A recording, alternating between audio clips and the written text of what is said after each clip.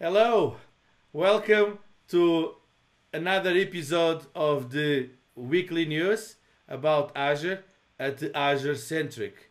First of all, I like to thank you that you are listening. If this is the first time that you are seeing this channel, I have to say that please subscribe. Help us out to spread our good content. If you think so, that is a good content.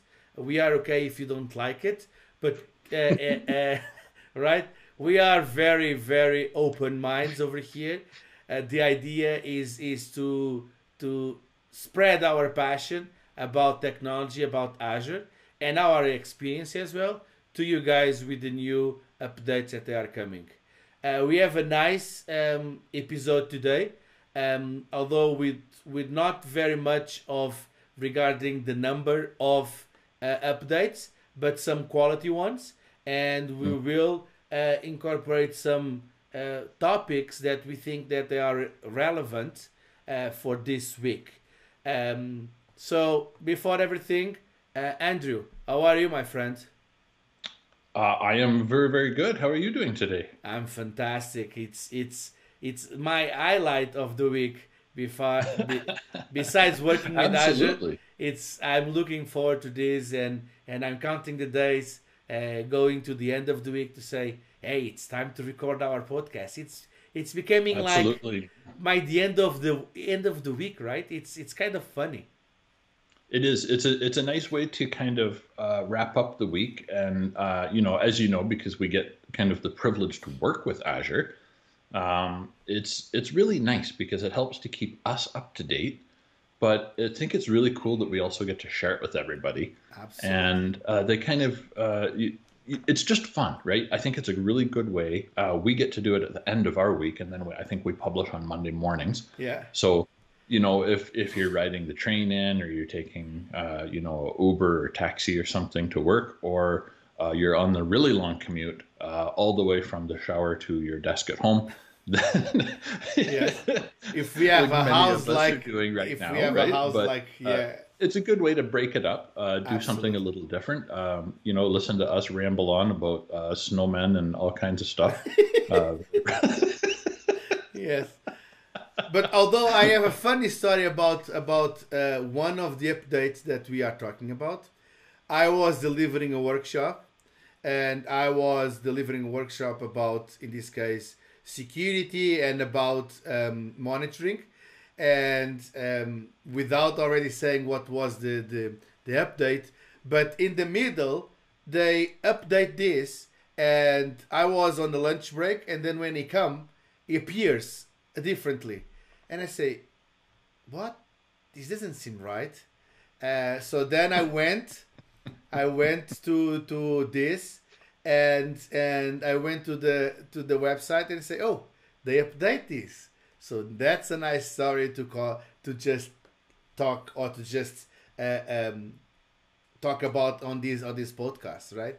So yeah. It is, yeah, and that's something that actually happens fairly Oh yeah. regularly if you're immersed in Azure work, right? Because I Absolutely. actually had the same thing this week. Something I was working on with a client, and we did a session at noon, and then we did also an evening session, and the interface for what we were working with had changed. And I kind of was bumbling around a little bit looking for stuff, and I was like, "I, geez, I swear this was different earlier." Yeah, and sometimes it's difficult for us because we are the SMEs, and in front, especially on those times that we are in front of a customer or doing a demo or doing a live demo, because all the demos are live, right? They Hmm. change the back end, and we are saying, and then it's funny because now I use that to just say, hey, you should see our podcast because we are talking that every single week, and now you can keep Absolutely, update with all of those. So it was not a shameless plug, but it was a good plug, and it's a and good plug. it It's is nice when everything ties together, right? Because exactly. even for the different clients that we work with across all these industries that we get to kind of be involved in. it's important that they also stay up to date on things. Absolutely. Because, quite as you know, we set up a lot of automation and alerting and things like that. So a lot of stuff just happens in the background until it doesn't and something breaks. And then, of course, they have to go in and take a look at it. Sometimes we'll get a call. Sometimes they just can resolve it, which is really good. But when they're not in these dashboards and these blades all the time, it looks significantly different. So as you know, I have a big love of screenshots and big red arrows. And when we leave that documentation behind, sometimes it's just not the same. The arrow's pointing at something different in reality now, because there's been different updates happen. But that's also the advantage, right? So for every kind of challenge we have around that, there's also a big advantage because, all of these Microsoft product teams are working so hard and making these fast, like rapid change, what is it? The rapid deployment methodologies, right? So, we make these incremental improvements and then release it multiple times. And it's a good thing. It's a different way to think. If like me and you a little bit, sometimes we have kind of an old school way of thinking about stuff. But when we sit down, we have a coffee, and we kind of think about it. Oh, you know what? No, this is a good thing. Don't be frustrated, because it's really positive. Yeah. The faster we get those changes out, the more agile we stay. We can move the businesses ahead as well. They have advantage.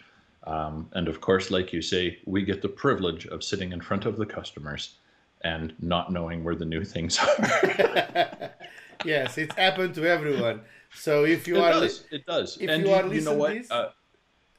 But I think the piece of advice that I want to share on that is, if you're newer in the Azure space, or you're newer to consulting, or you're just kind of really getting deep dive in one or two of the services within Azure, don't worry about it.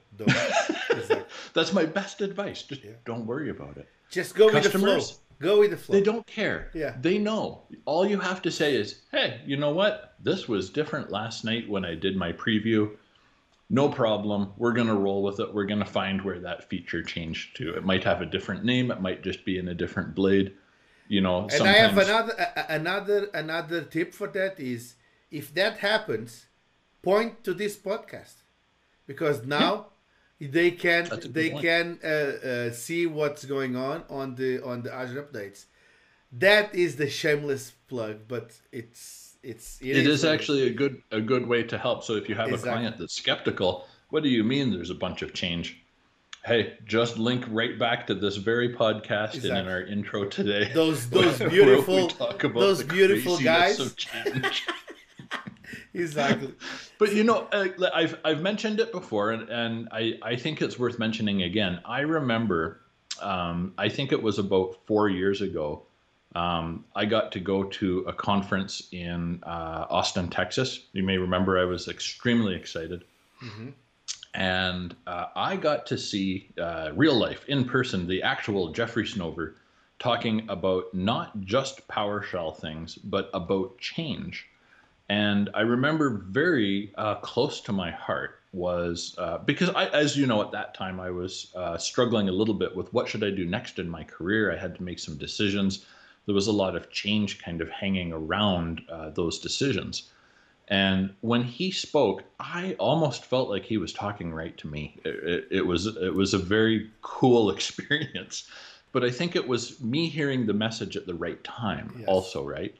And, he talked a little bit about how if you're not comfortable with change and you can't deal, or you're not used to dealing with constant change in your career and in the environments in which you work, then you need to pick a new career. And that really spoke very harshly, but also very directly to me. Because I think, when you take kind of the roughness away from that, it's about just embrace change. Don't worry about it, like we were saying.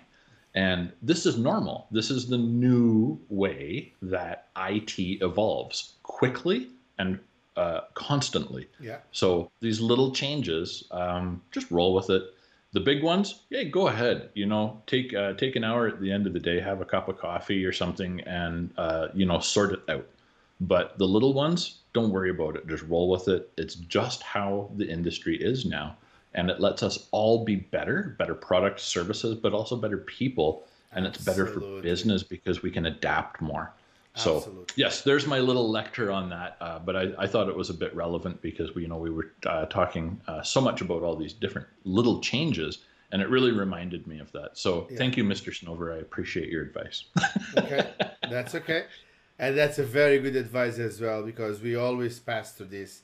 But yeah, um, let's start talking about the first one. This is a nice one. This is something that I always like to see and now becomes available.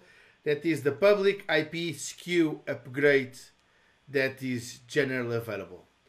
Hmm. But what does this mean? It means that the public IP you have different SKUs, right? You have the basic and the standards. The basic is where you have, for example, you have X amount of theoretically public IPs that you can use, but usually they are dynamic, right? If you want to move to a static one, then probably you need to go on the standard, right? And if you want more numbers, you need to go to the standard. Although the issue was that if you want to upgrade from the basic to the standard, you had to, you Oh, know, you had to wipe it all out and you had to exactly, redeploy. you have to And redeploy. I was excited with this one because this means now you can do the magical upgrade. Yes, Uh, Long sought after. I mean, I think we both wish that we had this one last year. yes. We did quite a few of these, That was but exactly what I saw this. I remember saying, "Oh my god, this came like a year later," but that's okay. exactly, I know, That's right? okay. It will Hey, it's fine. I wrote a whole bunch of PowerShell to take care of exactly. that. No problem there. That's exactly what I was thinking. It's like it will save me a few hours of redoing PowerShell and ARM templates to just doing this. But Exactly. the Yeah. good thing about this is you don't lose the IP that you have it. Because problem with public IPs, you already have load balancers. You already have all the firewalls that in this case, following the best practice, you should not put hard code IPs. You should put, because you have available on that, for example, on Azure Firewall, to select what is the load balancer. So because of changes like this, it will not be impact. But That's right. Yeah, you don't have to rebuild everything for your firewall rules side. yes, You can, if you choose, you can still redeploy and or do upgrades, whatever you need to do for load balancers. But it's a lot less work than it used to be, right? It's a little bit easier now. no, it's I completely remember, easier we now were talking. because just now you need to just upgrade and that's it. You don't lose the resource. You don't need to lose the resource. You just Yeah. upgrading and now you're being charged by a different Yeah, and and you have that's important to note too, right? So there's going to be a cost difference between basic and standard, and of course, Azure is kind of the king of tiered pricing. It's pay for what you need. So exactly. depending on how you look at it, it can be a little bit scary when you think about increasing cost. Yeah. However, you don't have to do this on all of your equipment. If it's been No. working fine, take a look at the features, know that it's there, know you can upgrade. Doesn't mean you have to upgrade. This isn't a forced upgrade by any means. Absolutely. And the other thing that they did regarding this upgrade is besides the portal and the command line, what I like about this is you can do it by templates as well. So Yeah, I saw that. if you already have a template, you can incorporate that very minor change on that template, and you can start with the basic right now. We don't need to start with the standard. That was in this case the project you mentioned that we worked together. That was the problem. Was this we had to start with the standard that have a different costs, right? And we can start with the basic, on a new deployment, and if needed, you can use the template or the CLI or automation, depending on whatever you want, to upgrade this, right? To from the basic to the standard SKU. And that's the part that I like. Now you can actually do that upgrade without having to do Redeploy kind of a again. wipe and redeploy. Yeah. And that's what we had to automate, Exactly. last year in that project was a little bit of PowerShell for that. Now, the other piece in there that we've kind of glossed over a bit is it's supported on a number of platforms, and I want to focus on one, and I think you're going to be maybe surprised about which one I want to talk about today. But it's on PowerShell, CLI, templates, API, and it's available across all Azure regions for once. Yeah. Now, I want to talk about API for a second, because that means it's going to support things with automation. So ServiceNow automation, different tooling, things like ServiceNow. So you can build it into workflows and all of that kind of stuff. So you can have approvals, put in a ticket, and there's an automated workflow that allows you to upgrade from a basic to a standard public IP. So really important that everybody kind of understands, even if you think you're in this world of, no, it's okay, we have a workflow to remove and then redeploy. Well, you can revisit your workflow a little bit because you may be able to do this even faster. So of course, go into your dev test and, try it out first. And that's something actually I'm going to do because I think there's a couple of different uses for this kind of in-place upgrade from basic to standard. I'm excited about it, actually. I really like it. Yeah. And also on this, you can migrate from the classic reserve IP, in this case, to the Azure Resource Manager, the ARM, basic IP public SKU, because it's exactly the same. If you still are using the classic one, now you can migrate this without disruption, without any part of the things. That's another thing that I like about these updates. I think it's a very cool one, update, and allow us to just do a lot of other things, as we mentioned, right? Absolutely, yeah, and that's one of the things that I think we get the advantage of is because we get to kind of see how things evolve a little bit from week to week. And although this one wasn't announced, at least in our cycles of going through a preview process, it's really cool to see it launch into GA so that everybody can use this. Absolutely. So moving on to the next update, and this was the update that I was working and that I see the things coming and I see the preview. It was the view change data through Azure Monitor workbook integration with application change analysis. So I was in the middle of this, and then suddenly it's a bit of a mouthful. It is a big title, but that's okay. I was able to pass that test. But this one is very interesting because now you have way more data and way more integration with something that we talk about, if I'm not mistaken, the previous episode, or it was 2 episodes, that was this application change analysis. That's right. And that is the part that I love about this podcast, is because it's look like a soap opera, right?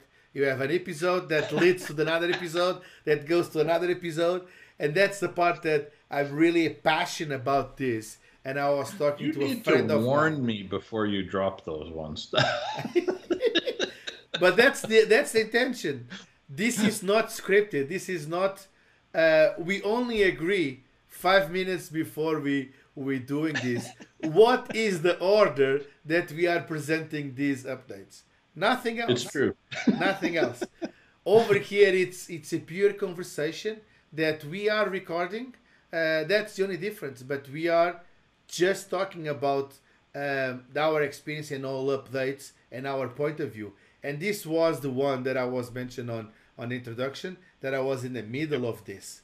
And that was really, really cool. So you can see a lot of things like, for example, the impact, the dependencies, the data category, the importance, timestamp, initiated by, in this case, keyword. And this where I was, because we had something, for example, that I was using that, for example, who started to lower, in this case, the permissions, Hmm. and I was creating, in this case, a workbook and associated that with Sentinel to just going on investigation and to see why or who did, in this case, retrieve, for example, MFA from a user. And all of that was really nice to go there, start working on the query, start working on the workbook, right? And then the roles associated with that. And then suddenly this was like, we break for lunch, and when we're coming, now I have the property that I wanted, that was initiated by. And I say, but we look at this, and it was not there before. And then because of the podcast, and this is a true story, and then because of the podcast, I remember, probably they changed this. Let me figure it out. And I found this.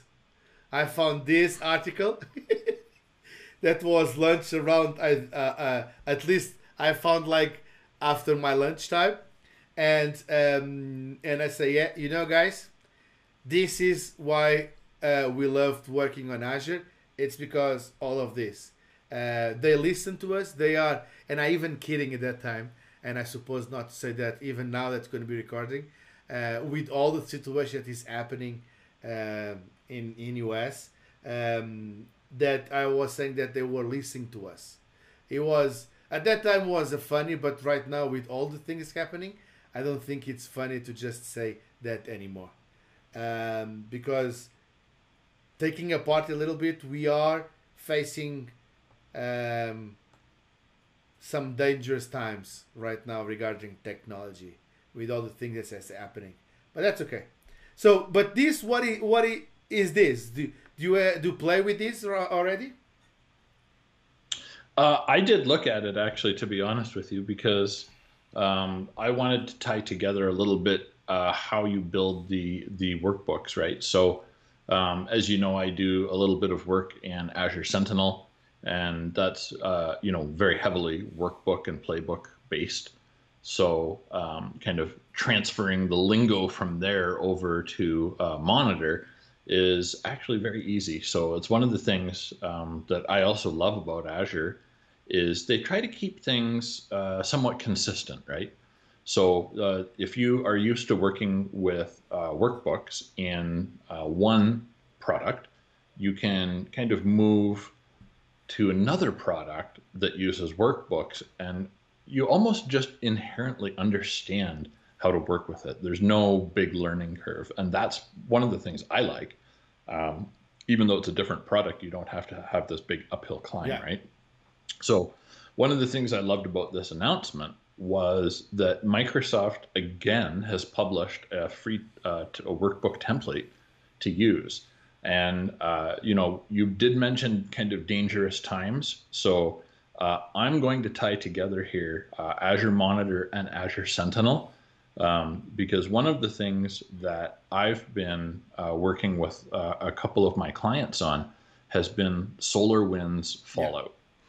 So Microsoft has published in Azure Sentinel a whole workbook Notebook. and It's playbook. a notebook. Yeah, yeah. So I'm going to say they've published the materials to allow you to just import that and start detecting post-compromise SolarWinds challenges.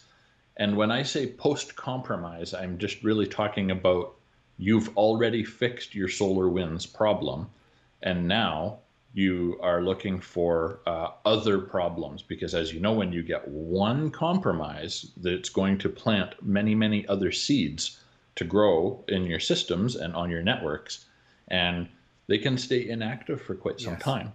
But I saw on Twitter even this morning, over the weekend here, that they're still finding new things as part of that post-compromise from SolarWinds.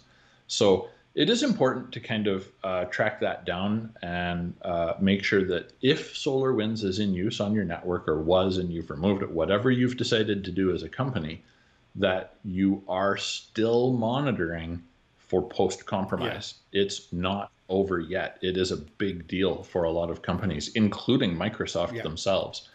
But I love the transparency that Microsoft has had with this.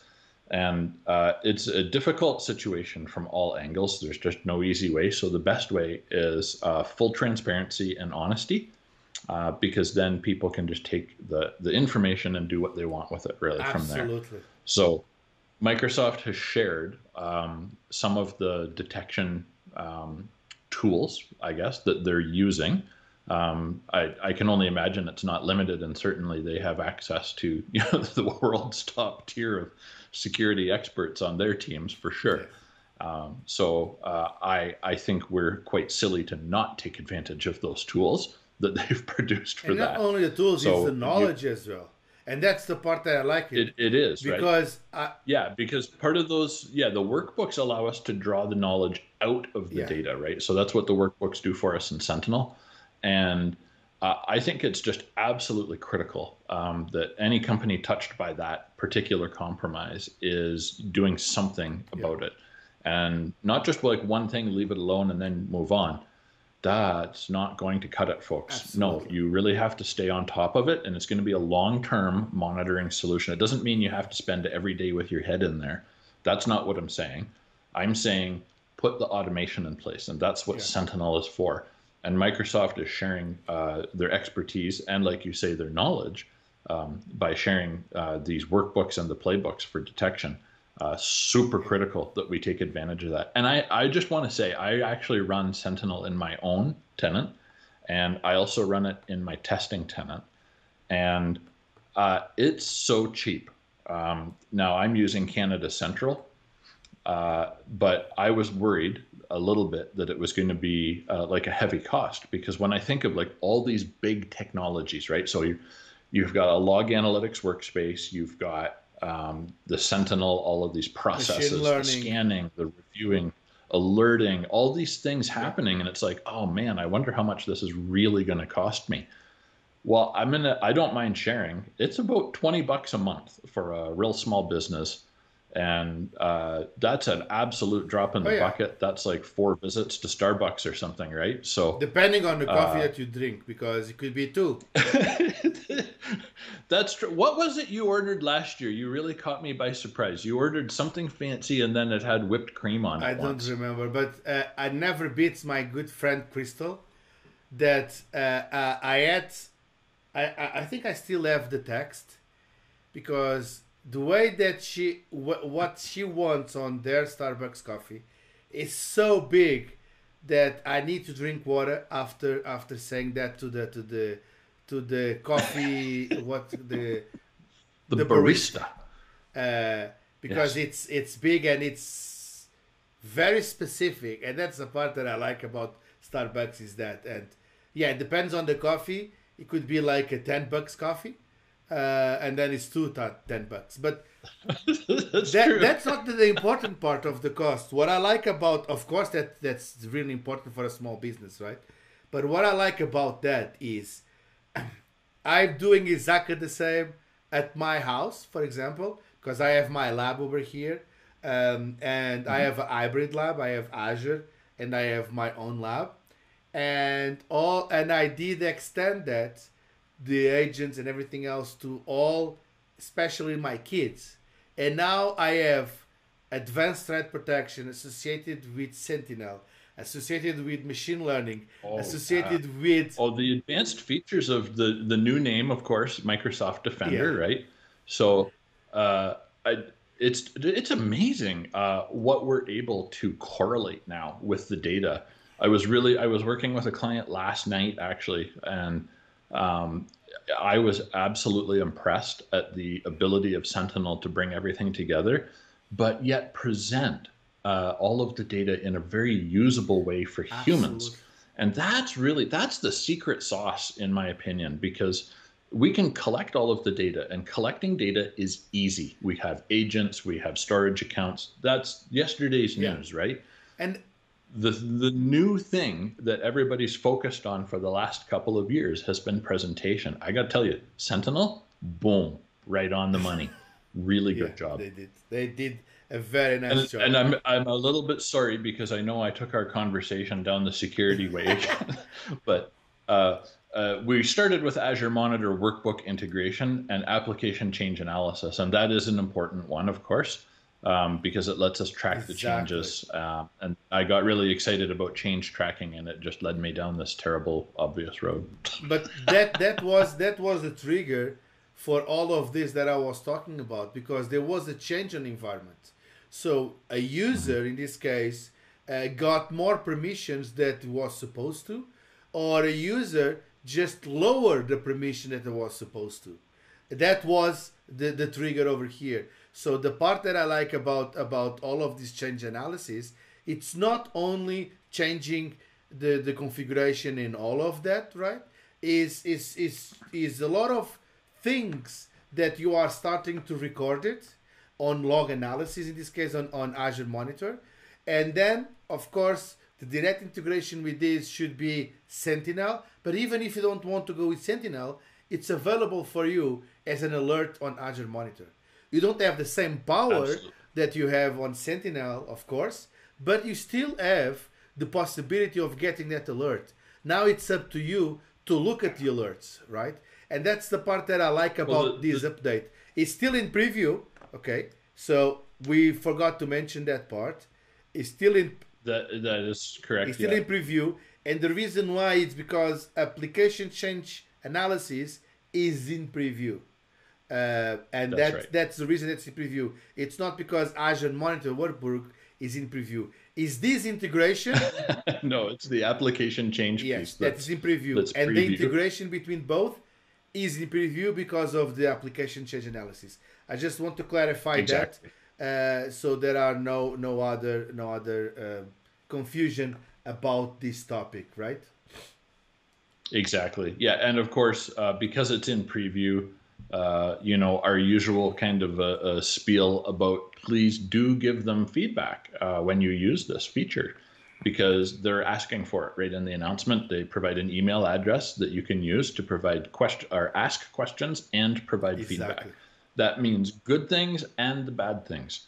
And as always, I like to emphasize, please tell them about some of the good things, because if somebody else says, hey, that thing that you love is bad, then you never tell them. Then all they know is that there's some people that think that it's not a good feature and they don't like it. So they don't know the other side of the story. Yeah, So absolutely. yeah, weigh in, let them. And it's amazing to me, but Microsoft totally reads all of the feedback that they Yeah. get. I'm always surprised by that, and they still maintain it.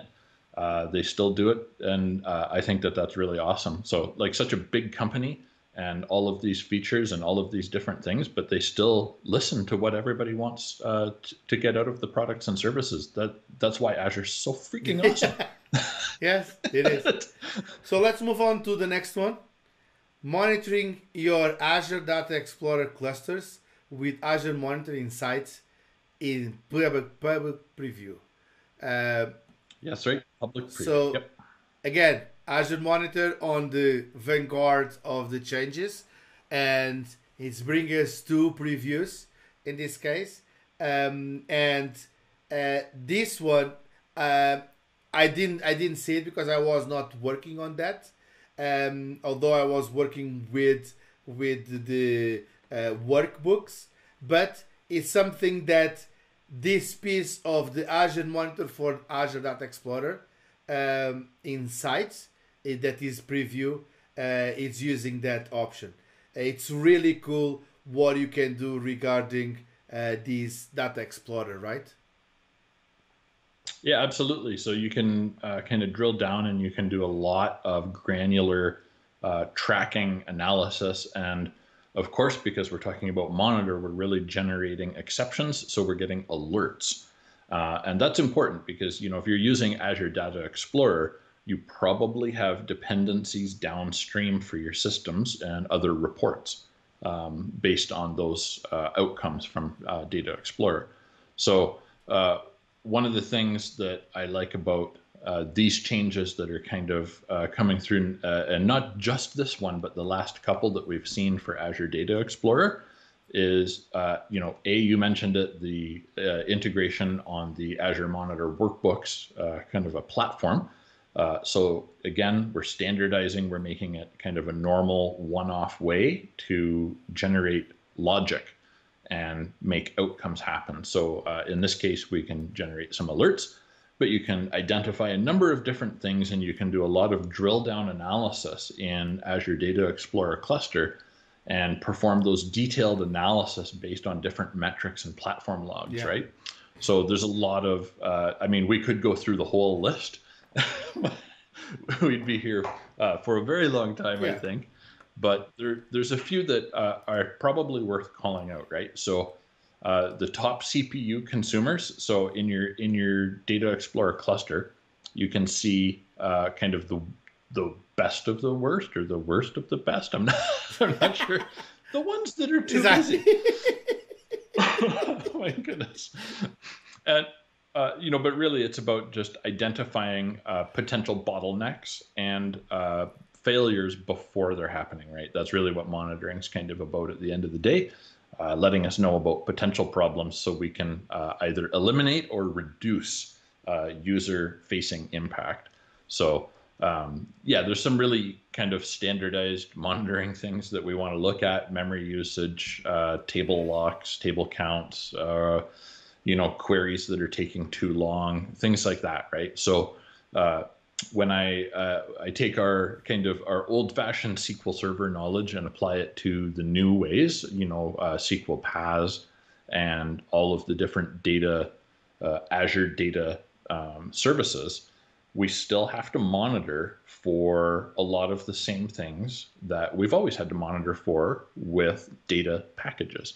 And, those have that commonality, right? So you have to look at, table locks, queries that are stuck, different things like that. You really want to watch your memory usage and your CPU usage, especially over time. You can have, different queries or operations, update operations sometimes too, that take a lot of those resources, but you want to watch how long those operations run. So whatever your threshold is, 10 seconds, 10 minutes, I don't know. But if it runs too long, then you should be generating an alert or at least a caution so that you're turning it yellow and you can investigate. Yeah. The part that I like about this is this is not the first episode that we talk about this Azure Data Explorer. And the part that I like about this is before jumping into the experience of using the Azure Data Explorer, you should understand, or in this case, it's better to understand how it presents this. And what I like about Data Explorer, I've been working on that particular this week, is basically you can divide these in let's say 3 categories. One of them is the scale perspective. The scale perspective is basically showing a snapshot, viewing your primary metrics of your clusters. So it's easy to track the performance of the queries, the ingestion, and the export operations that you have regarding the scale perspective, right? The other one that is, if you want to go, it's the drill down analysis of a particular, in this case, cluster that you have on Azure Data Explorer to help perform those very detailed analysis. And that's the part that I like about this Azure Data Explorer. And the other one that you have is, usually you have these two. It's the third one that I like is customizable. It's totally customizable. So means that you can change with metrics that you want to see, right? Modify or even set thresholds to align with your limits or with your alerts or with your baseline, right? It's Yeah. Oh, literally absolutely. Yeah. you can. And the good thing about this then is this integration is you can use that customizable to save your own custom workbooks, and then pin. Got it? You have the workbook. You can even pin that the workbook on the Azure dashboard, and now you have that Oh, beautiful yes. thing that you have available to just for you to see it. That's the part that I like about Azure Data Explorer. I was able finally to work this week with that. I got that possibility, and it just blew my mind what you can do with even on preview. It's Hmm. insane what you can do with that. I just want to bring that my experience at least with that, because I think it's valid for this purpose that we are talking about um, during this. And I did this on a live with customer on a workshop, and it was like it was a kind of an exciting moment. The customer just loved it because they could see it, all of this, and I was learning at the same time all of those possibilities, working with live data in this case of my environment. So yeah, that's why I just want to share all of that, because I think it's reasonable for you if you are listening right now about Azure Data Explorer. Um, just go there and play with. You will not regret it. Absolutely. Yeah, and go exploring with Explorer because using the workbooks is a universal skill in Azure, Yeah, and you will very much benefit from that. And as always, check out Microsoft Learn and see what they have absolutely. to offer around that. Excellent resource, 100% free, and I love the way they've integrated the Azure demo Yeah, labs in there, so you can get the hands-on experience absolutely. just as you read the article. It's really It cool is. It stuff. is. Yeah. It is really cool stuff. So moving on, this is not an update. It's more like a recognition, and we like to bring this over because we've been talking about Azure SQL since the beginning of the podcasts, and now this is more like a Yeah, we have recognition today. that Azure SQL Database was named among the top 3 databases in 2020. And this is the first time that a cloud, right? And they say over here that the cloud database was the first for the cloud database service in 9 years of DB engines has published their rankings. So, That's right. So that means Azure SQL is in the top three, and we're leaving on-prem technology yeah, behind. Yep, it's starting to fade. And of course, as we know, Microsoft has had a very strong focus putting all of their innovation into cloud space. It's more agile, it's more flexible, and it's more scalable. So I know a lot of small businesses that, like here in Calgary, I mean, I'm going to stick with what I know. A lot of small businesses here that are apprehensive about cloud services, and I totally yeah. understand. So it's scary, you read stories, you hear people talking, oh yeah, I had a big bill for, all this data and stuff. Well, that might be true.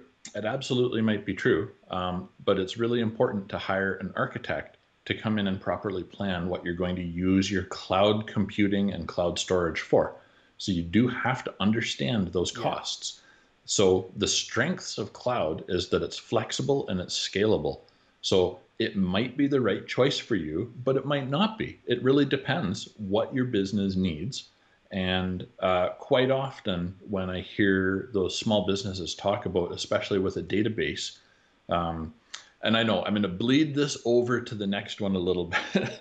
So, in the retail space, that's where we see a lot of data being collected, a lot of processing transaction So you data. want to move to the next And one then? no, not so much. You can if you like, So but let's jump into there's a bit this of because it's a bit of crossover, there is right? I know I've spoiled the that's surprise. I'm okay. very That's sorry. okay because there is no much about saying that was a top three. It's not like an update. It's just a honorable mention that we want to bring it. It's true. But Now, hold on. I have to ask about the accent a little bit here, Marcos, because it sounded like you said horrible mention. no, But I know you, and I know that you said honorable mention. mention. Yes, and thank you for that correction, because we want to be transparent as Microsoft I was just is. thinking we should fix that one right away. Exactly. And by the way, we also for our listeners and viewers, we don't do editing At all. If you watch any of our other podcasts that we both do, we really don't edit a whole lot. We are what you call, I guess, au naturel. I like that.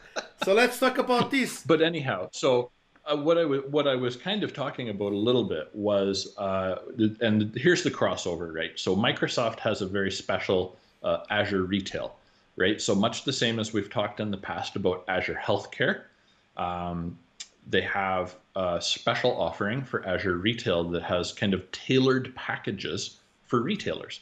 And it's important to just understand that an Azure architect, a well-educated Azure professional, is going to be able to help a business to choose the right product offerings and make recommendations on how to follow all of the pillars of good architecture, right? And certainly one of the ones we always come back to is cost.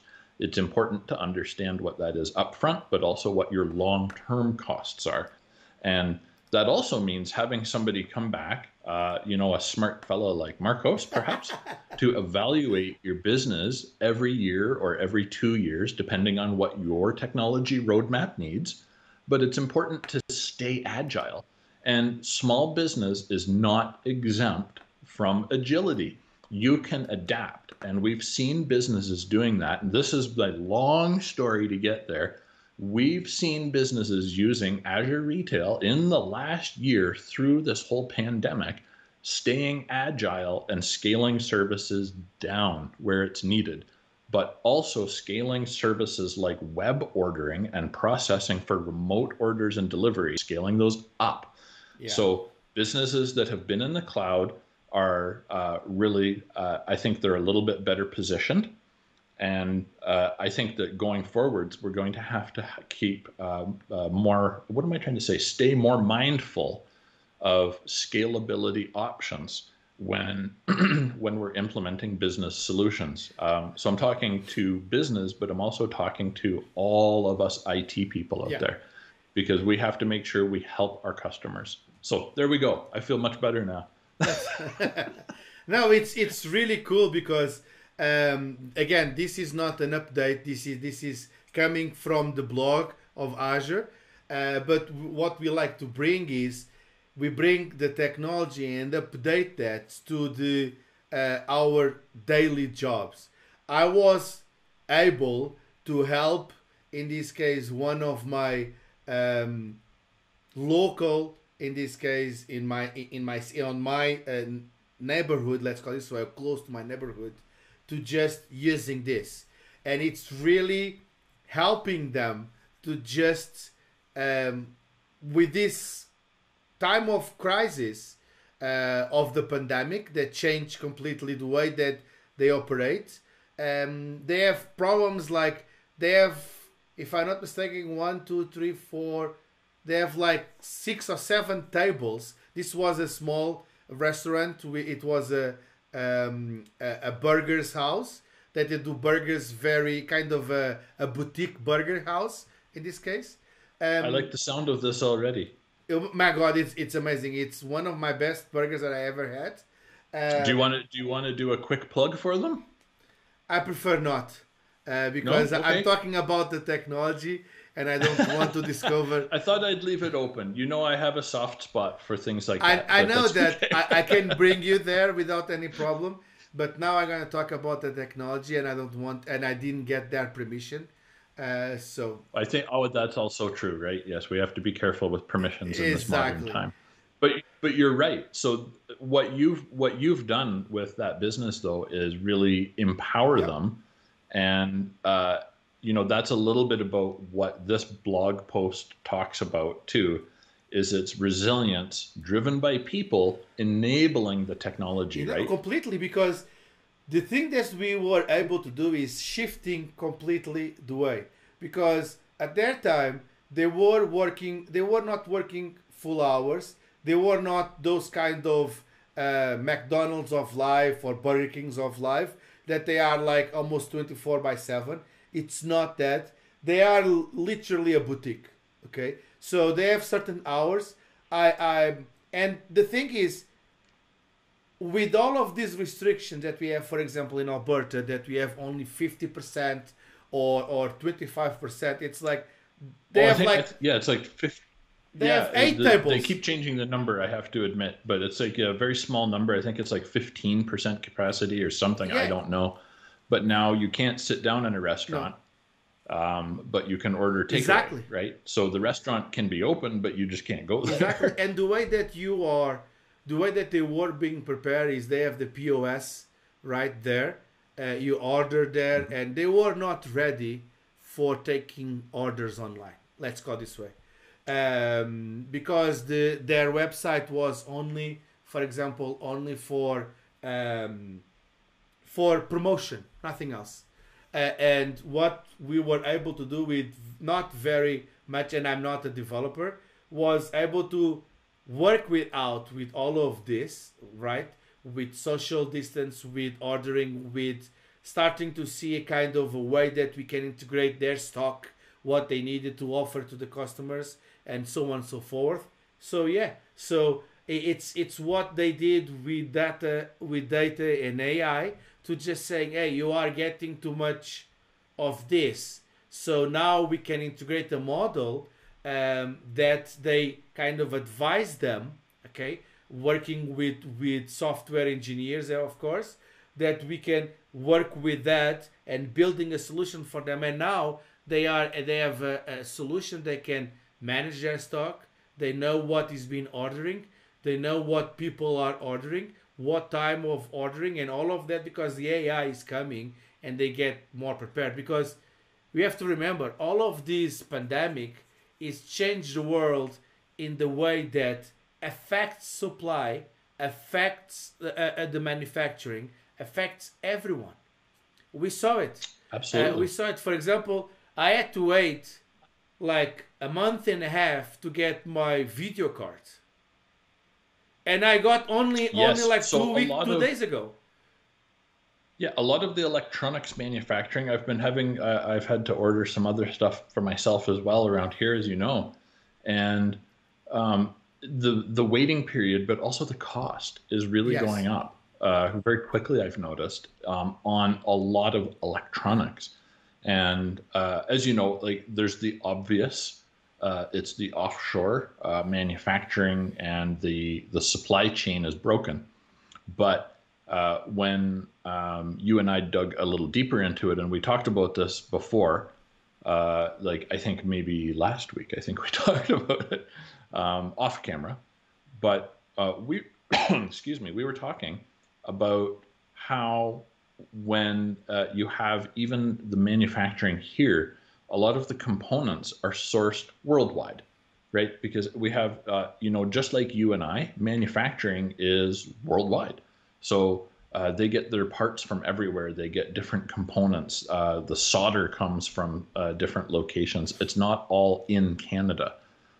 We simply just don't have all of the natural resources to produce everything here for those things.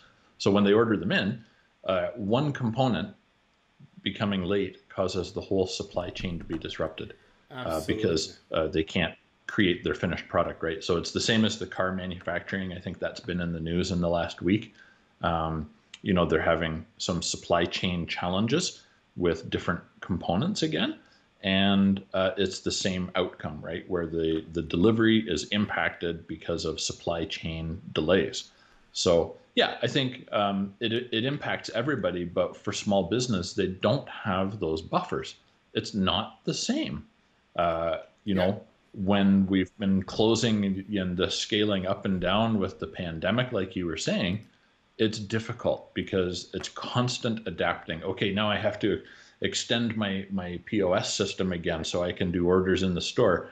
But you also have to maintain social Yeah. distancing. You have to have sanitizing. You have there's different things. It's just change, and it's about adapting, right? Absolutely. So one of the things I like is with the Microsoft Retail offering that they are really supporting businesses. There's actually people you can phone. They have experts at 1-800 Microsoft Retail that can work with you. But there's also architects and experts like Marcos that can help the small Absolutely. business to stay adaptable and Yeah. scalable. And that means both scaling down and scaling up in different areas. It's about that assessment and knowledge, Yeah. right? And again, and what I like about this is not the first time that Microsoft introducing a kind of a cloud, because it's a cloud services for a vertical. We saw a few months ago Microsoft Cloud for healthcare. It's a bunch, nothing more than a bunch of services for healthcare. And now we starting to see Microsoft Cloud for retail. This was announced this week. And that's the part that is interesting to see it. They are starting to leveraging all the power of the cloud, all the ginormous amount of services that they have available, and starting to build some kind of offerings that they are specific for what they need in this case, right? And that's the part that I see, and that's the part that I see this evolving to, because again, we talk about this, I think, over a podcast, and I talk this on other podcasts as well. That to build this, you need to build the infrastructure first, right? To make sure that the infrastructure is resilient, is scalable, and it's ready for everything that you put on top of it. So basically create the foundation. And on top of that, now you can put all the services that you want, and starting slicing down if you want, or starting getting all of these offerings. So this is the way that I like about this, and I think it's a honorable mention, and I think I did that correct this time. Absolutely. Is to say it's a news, it's update, but it's not a feature of Azure. It's an update on our reality now, because we've been talking about the healthcare so much. I think it's very fair to just talk now that Microsoft released these to retail. Absolutely, yeah, and I think that kind of paints a bit of a picture about the Microsoft culture as well, Yeah. right? And some of the responsibility. So, last week we talked a bit about sustainability, so environmental sustainability and green data centers and things. And this week we talk a bit more about social and cultural responsibility. And Microsoft is just stepping right up on that one, 100%, Absolutely. beyond. But they're really supporting businesses. They're supporting healthcare.